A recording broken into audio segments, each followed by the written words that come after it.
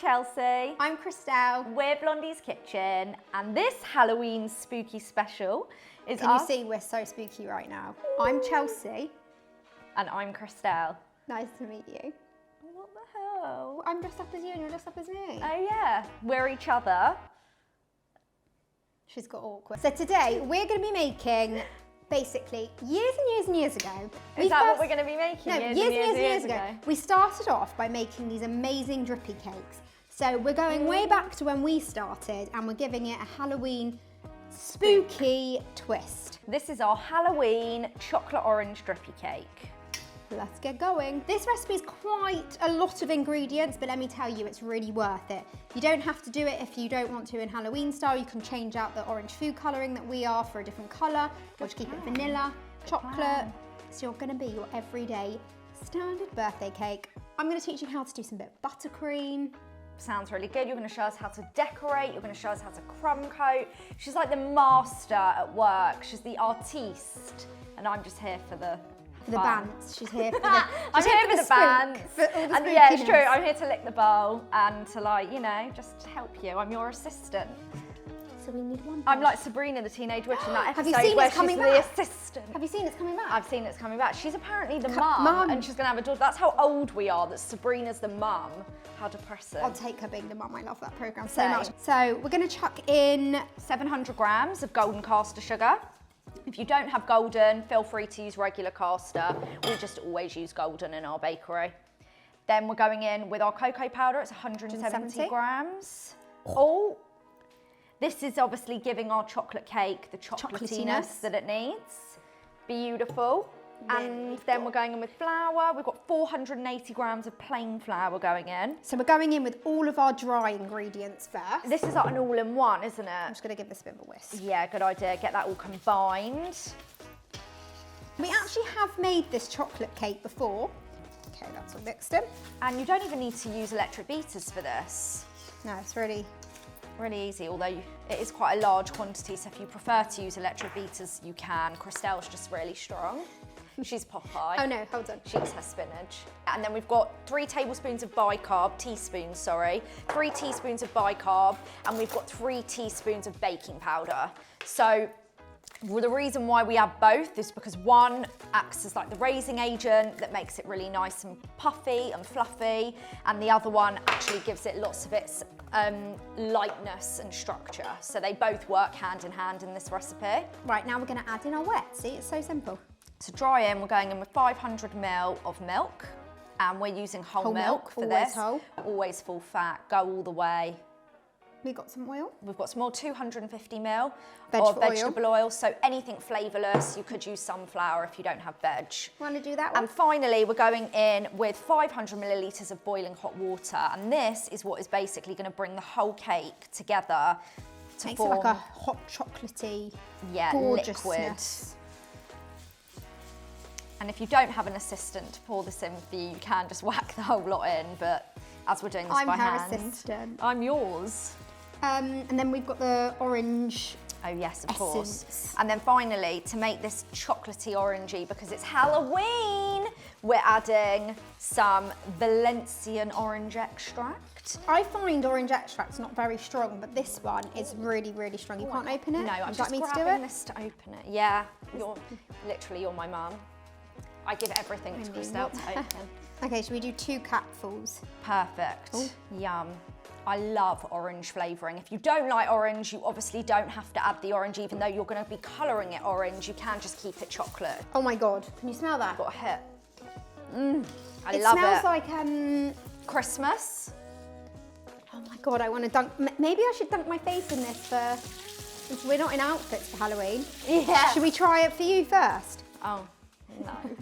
Smells incredible. And now we just need the eggs. Perfect. So 4 eggs. 1. I like to add the eggs in last, just easier. You can beat up your eggs first as per the recipe below and then pour the beaten egg in. It's up to you. Oh, that was a big one. Mix this all Perfect. together. This is so simple, honestly. And then here we've got 3 greased and lined cake tins 1, 2, Okay. 3. And we've lined the bases and the sides with baking parchment, so make sure you do that. You can check us out lining tins in one of our other YouTube videos. I think we line it in the bourbon biscuit brownie recipe. Yeah, you want to be quite quick with this cake because it's got baking powder and bicarbonate of soda in. And once you add the wet ingredients, if you can start to see now, it's bubbling like a cauldron. Exactly. So we're going to get this in straight away. So we're going to divide this equally into our 3 tins. You can use scales to do this. Right, and now we're going to get these in the oven. And we're going to get these in the oven at 180 degrees, fan or conventional, and these are going to bake for around 30 minutes. They don't take that long because, as you see, we The split mixture's it into split. 3 tins, So it cooks quicker. I made a mess. 30 minutes, middle shelf. You can put one on the bottom shelf if you can't fit them all on the middle shelf of your oven, and that's about 30 minutes until they're brown all over and cooked through. Just insert with a skewer until it comes out clean and you'll know they're done.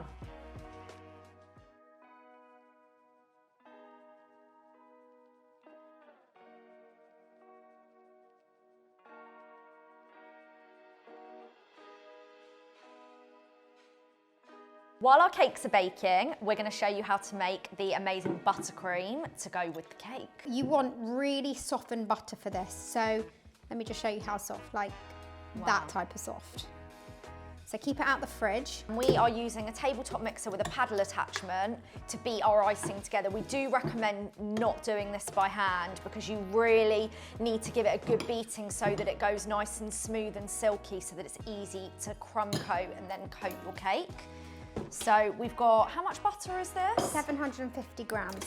So our rule of thumb for icing is double the amount of icing sugar to butter. So if 750, it's 1.5 kilos of icing sugar. So we're going to beat this until it goes white, pale and fluffy. Oh, that looks lovely. It's pale, it's fluffy, it's silky, and it's gone a lot whiter in the bowl. Perfect. It looks like double cream. It makes Can I me literally just no. like lob it in your face? I know you no, want not to. even a, No! Not even a tiny Not bit. even a tiny Okay. bit. You hate butter. I'll do it back to you. Okay, just once. No, but it would be, it looks like it would make a lovely facial. Don't you dare. I'll remind you that when I give her a potted cream of whipped butter instead of her face cream. Okay, so you just want to mix it up. Right. Do we want to go in with our food colouring now? Yes, we do. So we have got Sugar Flare Orange ready for our Halloween themed cake. Don't use this with your teeth, honestly, you'll get orange teeth. The pastes are so good that they do go everywhere. Oh, it's a really lovely bright orange, this one. So the back of a teaspoon. Oh, it's nice. Generous. We always use this brand, Sugar Flare. Let's go in again, a bit more. Going again. Ew, hold on. So we always add our paste before we've even gone in with our sugar. Just evenly distributes the colouring all over so that you're not left with dribs and drabs of hopefully parts that don't have any colouring. Oh, that was heavy. We might go in with a little bit more, but we'll see if that colour's strong enough for now. see. So we're looking for quite an orangey colour here. Bright orange. Smoky orange. Whoa! That doesn't scare me. Okay, so That's better. that's better. That's orange. That's orange. Now, what we're going to do is we're going to slowly spoon in our butter. Our icing sugar. There you go. Thank you, madam. So we've got 1.5 kilos of icing sugar, don't we? You could do like quite a few chunks at first. Yeah, maybe like 8 or 9.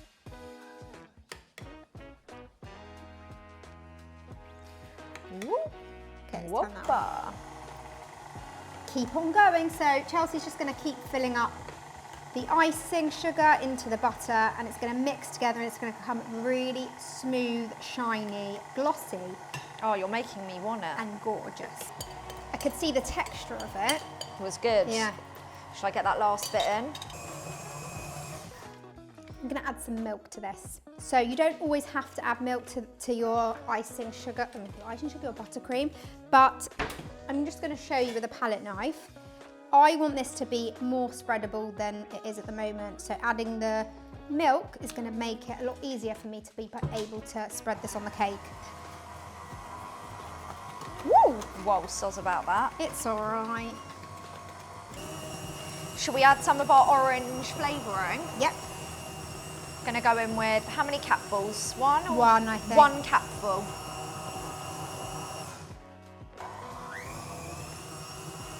Would you like some more milk, madam? Not sure yet. Okay. Christelle always makes me taste test her buttercream. I'm not gonna lie, I complain. absolutely hate buttercream more than life. I'm the type of person who gets a cupcake, takes just the sponge, and then gives the icing to her. More orange. Would you like any more milk, madam? I'm okay, thank you. Perfect. So I'm just gonna get my buttercream off my spatula, my paddle. And it's not bright orange as we'd hoped, but I can add more, but this no. will do. Yeah, it's still orange and it's tangerine coloured. There you go. It's good. And against the darkness of the chocolate cake, it will look really lovely.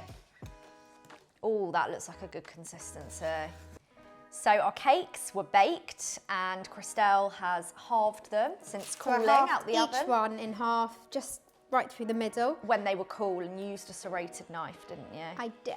She's the queen at slicing things equally, and But I'm I didn't terrible. want to bore you on how to cut a cake, so literally slice it through, or you can buy like the little, what are those things Yeah, the called? cake slicers that If do you it find for it you. hard. Yeah, they can be a bit funny sometimes. I find it's almost easier with a knife. Mm-hmm. But while we're waiting to watch you decorate our cakes, I'm just going to get the ganache on, ready for the drippy element of the cake. So we are making a chocolate ganache with double cream and dark chocolate. So in a pan, I've got my double cream. Equal amount, so 140 grams of double cream and 140 grams of dark chocolate. And what I'm going to do is I'm just going to heat my double cream until it's nice and hot. You just want to see steam coming off of it just before it starts to bubble. And then as soon as that's bubbled, I'm going to put my dark chocolate straight into my double cream. Off the heat. Off the heat and melt them together so that the chocolate melts all through the cream. And then we're going to set it aside. Christelle's going to ice the cake because we don't want our ganache to be too hot when we drip it down the cake, or it will just It will flood all over down it. the whole cake. You want to have like nice drips that drop and then it looks like gorgeous. Definitely.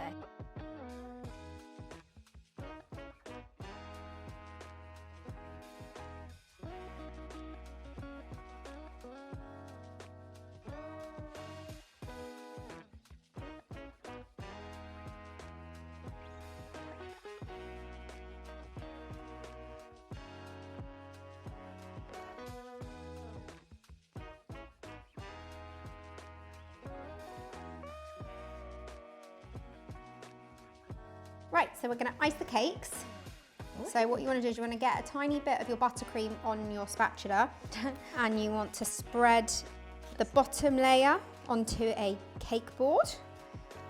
And you're using a turntable, aren't you? I'm using a turntable because it's a lot easier to ice around the sides of the cake. So this is basically like the glue that holds the cake so it doesn't slide off and ruin your amazing design. Don't worry if you see it around the edge, we can clean that up after. So we're going to get each layer, place it just in the middle, and then we're going to dollop on a big chunk. Yum. I always put a lot more icing onto each layer than I need because I like it to go around the edge, then it's easy for me to crumb coat the cake.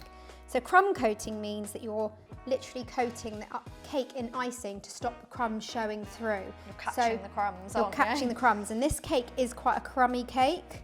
So I'm going to push it all around to the outside.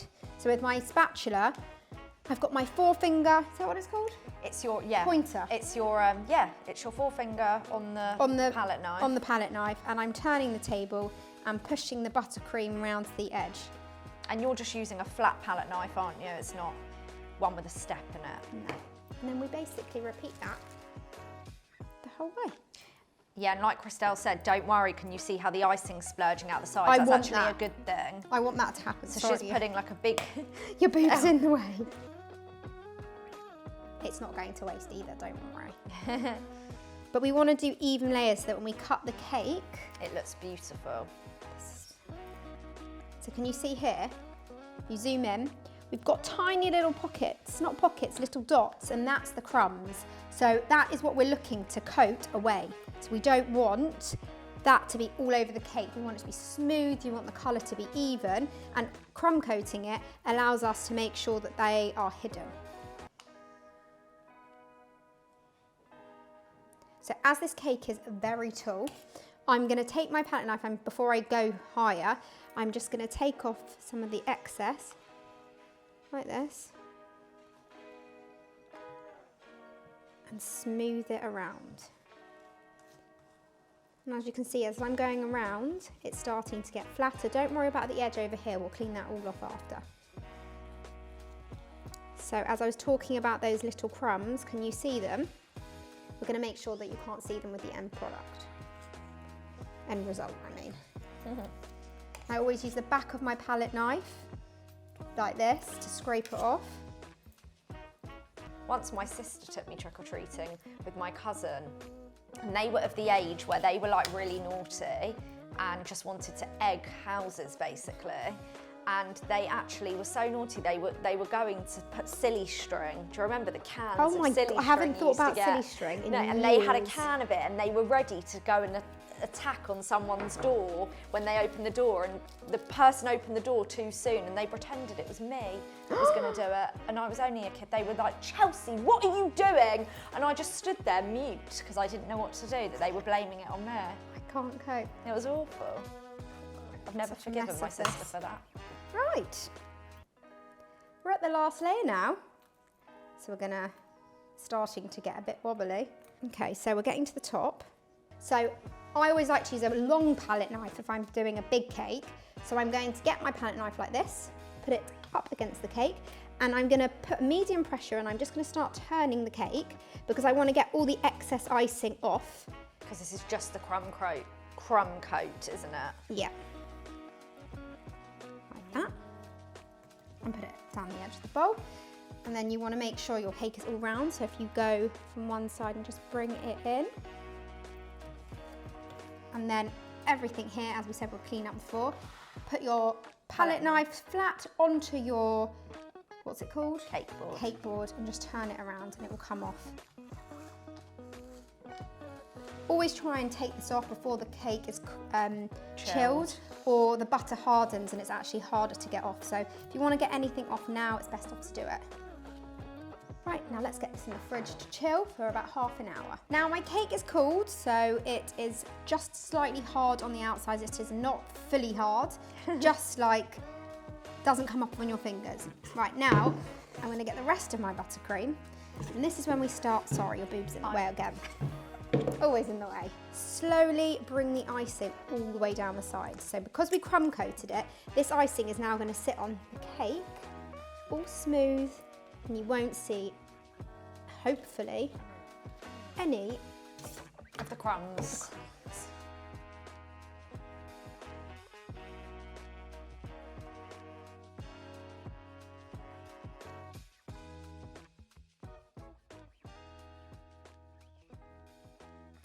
Looks good. Let me get this out of the way. I'm just going to use the edge of my tea towel just to wipe the edges so it's all pretty and clean. Perfect. So what I'm going to do, a lot of people like to use squeezy bottles, but I don't like the effect that that gives the drip. So I don't like it when they're little baby dollops. I like it to be when it actually melt, almost looks I'm like not it's speaking melted. with my hands instead of my words. I get what you're saying though. You want it to like almost look like it's melted over the cake. The consistency isn't too runny. Sometimes what's really good to do is if you get like an orange or something that's cold, the same temperature as the cake, and you drip a tiny bit of the the drizzle down to see how it drips, and you know how to do it, or an upside down bowl or something like that. I used to do it on a glass. I used to tip a glass upside down. So we're going to do a tiny bit, see if this is the right consistency. If not, we're going to put it back in the fridge. We'll make sure this hardens up and then we'll go again. Perfect. So we're ready to go over the cake. So what I'm going to do is I'm just going to do a little test first to see if this is going to drip the way I want it to. And that is exactly the drip I want. So I know I can pour this all over. So you want to do, wow, gonna swooshing, swoosh, swoosh. So I'm gonna just turn. Oh, it's all right if you do that because we're gonna cover it in chocolate sweets. Yeah, and this is a spooky cake, so we want it to look splattered almost. It's part of the effect, isn't it? Wow. And then just finish it. And then the little gaps in the cake. With the back of your spoon, you just fill it in slightly. So this needs to set a little bit. So we want the chocolate to become tacky. If I was to put my spooky chocolate treats on now, it's gonna slip off the cake. So we just need this to set for a few minutes in the fridge and then we'll be perfect to decorate. Woohoo!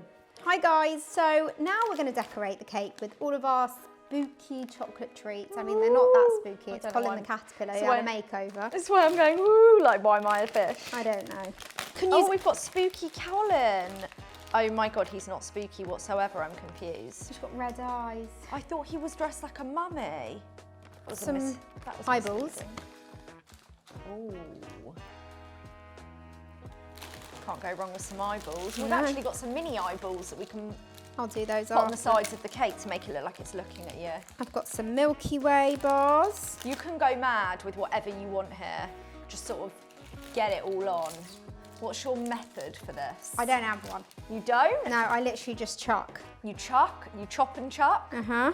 You've got a small knife to cut those open. Yeah, you always like to show like the inside of the bar or whatever it is that we're decorating with. I always, Here's some Collins. I always like to have a bit of height with it as well, but the treats that Chelsea chose weren't very heighty. They were quite small. Put some more eyeballs down here. Like, They're very sweet, these eyeballs. I know they're meant to be scary. hold on, hold on. But go as OTT as you like. I think that looks great. It does, and that is how you make our Halloween drippy eyeball chocolate orange cake. Let's lift this up. It's very heavy. Make sure you like and subscribe and let us know how you get on. Follow the recipe below. Boom. Right, one of the biggest questions we used to get asked when we just used to do cakes like this is, how on earth do you cut this? So it is actually quite a daunting task looking at this. You've got loads of things on top. You're like, I don't want to ruin it. How do you get it? And also like a slice like that. How do you get it even? So I'm here to show you how to do it. And I'm So, assisting. Chopping board. I know this looks really weird, but this is honestly the easiest way to cut cakes like this. So you want to remove any of the big chocolates and then you can put them on the slice. Ooh, this is Have you never seen this? I've never seen you do this. Really? No, I always never. do this. Okay, so what you want to do, Where have I been at all your parties? she's hiding. So you want to go down, Ooh. slice the whole cake down, and you let it fall straight onto the chopping board. Look at that. So then you're able to cut the cake like this, down. Oh, let's move that bit. I always used to think at parties, how does the cake look like that? Yeah, how do they get it in the fingers? Yeah, it's like this. Yeah. So this is how you slice it, and then you're able to see, it's a very heavy cake, hold on, all the layers inside. So you can see the layers of buttercream and the chocolate cake, which looks good, no? It looks brilliant. But yeah, that's the easiest way. So when you want to cut another slice, lift up the board, put it straight up against the cake, slice downwards, and then let it fall onto the board. Do you want some? Yeah, I'm just about to tuck into this actually, so happy Halloween everyone. Sharing is caring, and if you're not trick-or-treating this year, treat yourself.